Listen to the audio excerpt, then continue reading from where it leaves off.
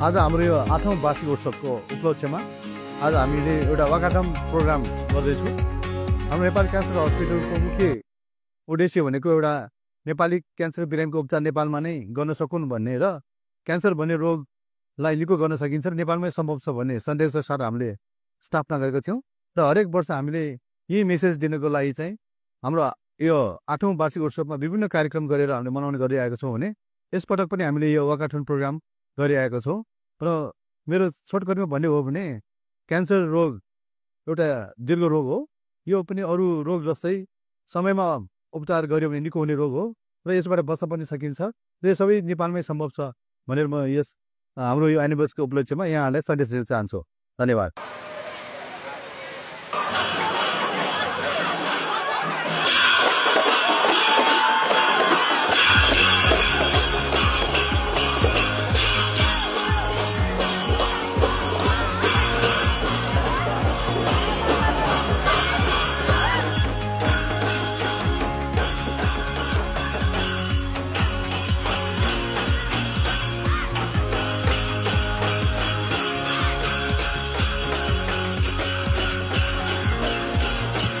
यो हाम्रो यो नेपाल क्यान्सर हस्पिटल स्थापना भएको 8औं वार्षिक उत्सव हो।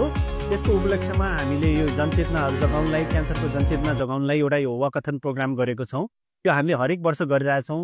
हरेक वर्ष विभिन्न ठाउँहरूबाट हामी यो वाकाथनहरू गर्छौँ, जसले चाहिँ क्यान्सरको जनचेतनाहरू बढाउने, होइन, क्यान्सरको बारेमा जनचेतनाहरू बढाउने। अनि क्यान्सर सर्भाइभ, यसमा हाम्रो यो वाकाथनमा हाम्रो क्यान्सर सर्भाइभर्सहरू पनि धेरैजना हुनुहुन्छ, हाम्रो डक्टर्सहरू हुनुहुन्छ, हाम्रो सहकर्मीहरू सबैजना हुनुहुन्छ। त्यसले गर्दा एउटा क्यान्सरको अवेरनेस बनाऊ, जसले गर्दाखेरि चाहिँ क्यान्सरको समयमा नै पहिचान भएर, समयमा नै चेकहरू भएर, समयमा नै उपचारहरू गर्नु पायो भने होइन राम्रो उपलब्धि होस् भनेर चाहिँ यो एउटा सानो अभियान हो। यो नेपाली जनतालाई म के भन्न चाहन्छु भन्दाखेरि क्यान्सर भनेको एउटा यस्तो रोग हो जसमा चाहिँ हामीले जब पहिचान हुन्छ अलि ढिलो हुन्छ।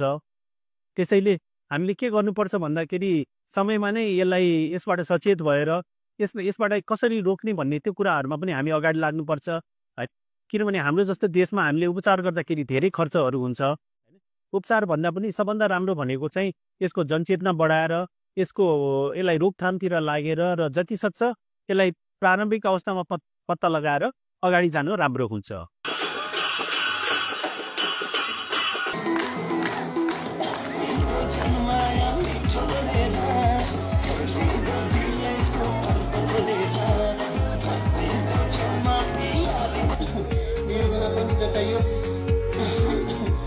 कम भएको होइन,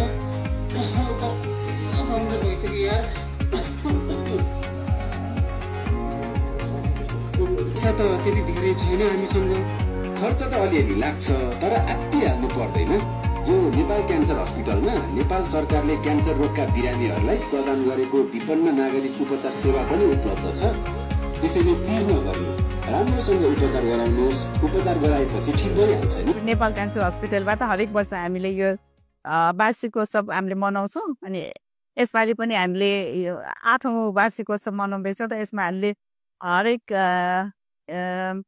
जनचेतना कार्यक्रम हामी गर्छौँ।